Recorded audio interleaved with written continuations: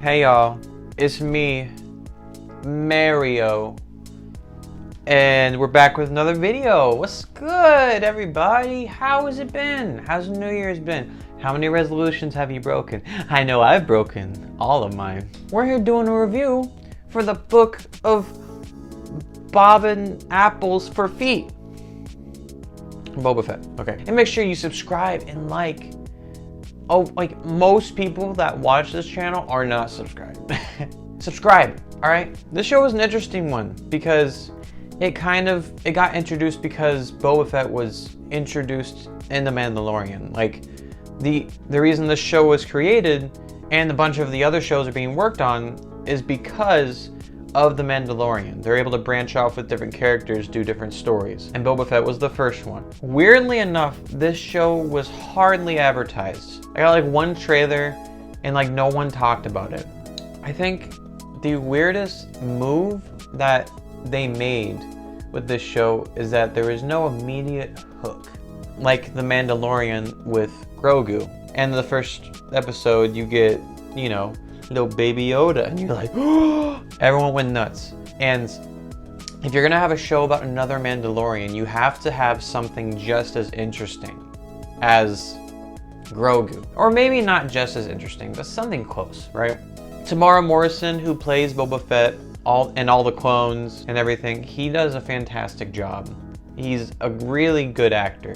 It's really appreciated, you know, when like those scenes where he's being dragged through the desert, you know, like he's really selling it. And he's on like a stage with like a screen around him. His performance was probably the best part of the show for me, at least. Well, slow down, me. The cinematography was great. The CGI had a little bit to be desired.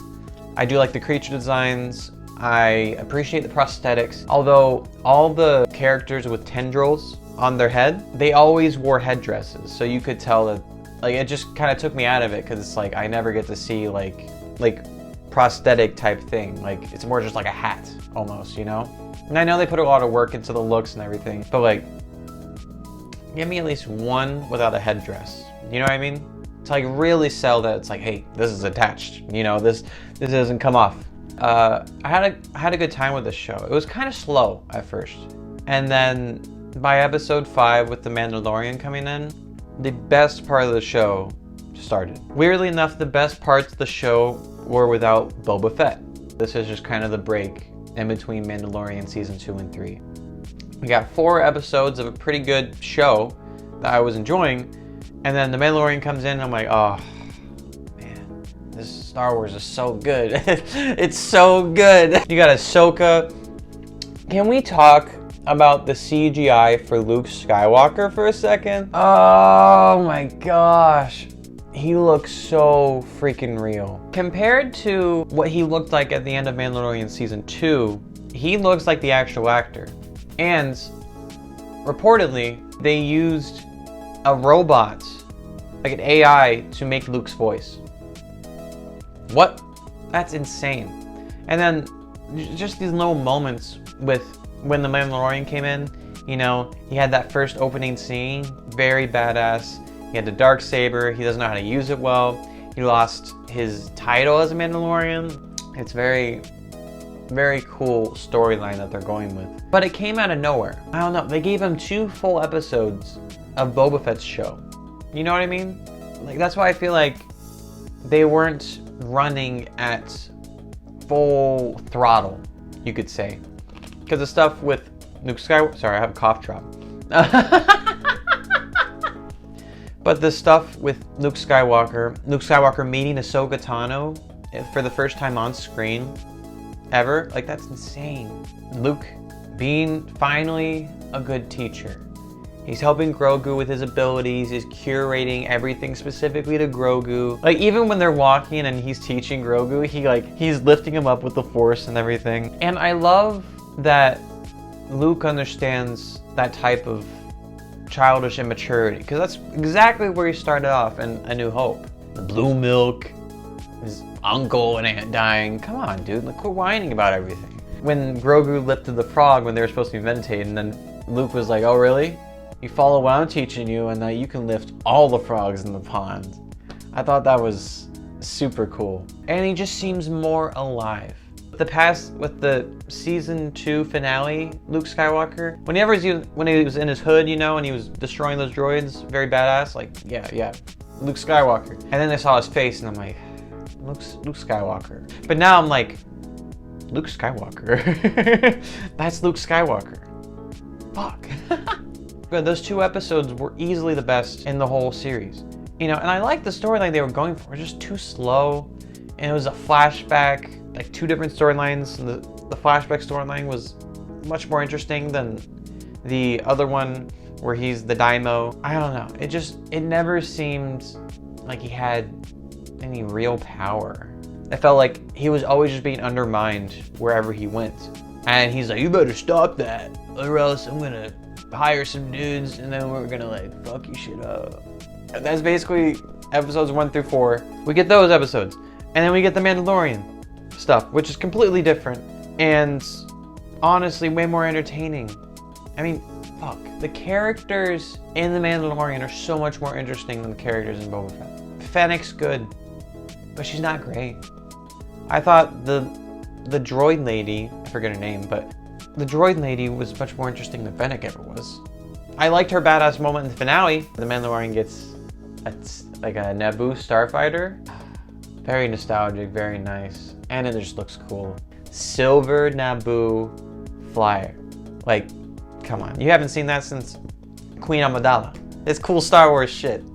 Oh, man.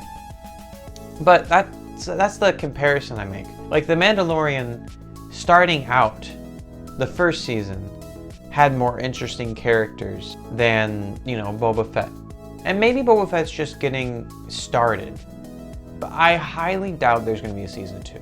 They ended on a note where Boba Fett can just be a side character for other shows now. I think they wanted to establish what Boba Fett was doing, what he will be doing for the foreseeable future, so that they can bring him in for whatever they want. But it does undermine the show and its events a little bit because he's not as interesting as the Mandalorian.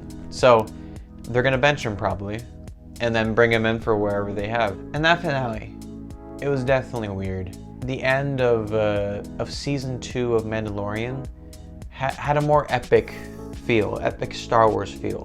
I loved when Boba was riding on the Rancor, although some of the CGI was spotty and kind of took me out of it a little bit. I liked the war, essentially, right? But before those droids came, all this cheering came, and they literally used a standard, like, stock sound effect, I'm pretty sure, for crowd cheering, or at least that's what it sounded like. Because it wasn't that long, and it wasn't that grueling. You know, it wasn't like, yes! Yeah! We won! Yeah! It just didn't seem like some of the emotions and reactions were realistic, genuine, right? The finale was what you'd expect from a TV show, and not what I expect from a Disney Plus show. But the finale had a lot of people dressed as Pikes, and a lot of them fall over from getting shot. Nobody died. Besides, like, the people in the sanctuary, right? But who fucking cares? We didn't get to bond with any of those characters. We didn't have a reason to care about any of them. And no one died. There were no stakes whatsoever. Boba Fett's gonna go back to the exact same position that he started in at the beginning of the show. Like, I want to see character development. I want to see characters change. He was very static. He flew around battling these droids, you know, and he had like some good movement, and you know, he was finally showing his stuff as like a bounty hunter. Because throughout the show, he was kind of getting his ass beat a little bit, you know? But then, as soon as he got in the fight with Cad Bane, which, by the way, Cad Bane was done so well. Let me just say, live action Cad Bane looked so good, which is why I'm so mad that they fucking killed him. Are you serious? Are you serious?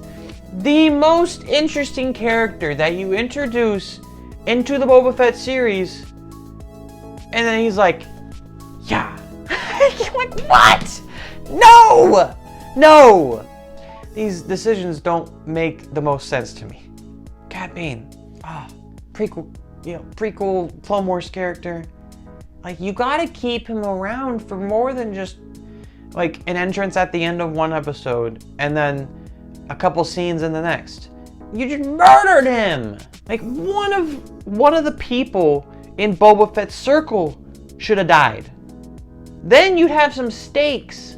They're gone because of either something I did or something they did, and now I have better motivations. You know, it seemed static. It didn't invest me enough until The Mandalorian came in. But, you know, and it's not like the show was bad. It was made well, it was done well. It was missing something. It was missing a hook to keep me in. It was missing a mystery. All we thought of was like, oh, who's trying to kill Boba Fett? Who's trying to do it? Oh, it's the picky boys, pocket pickers. They weren't compelling. Because their only motivation was, we must move the spice across Tatooine because we have to defend our margins.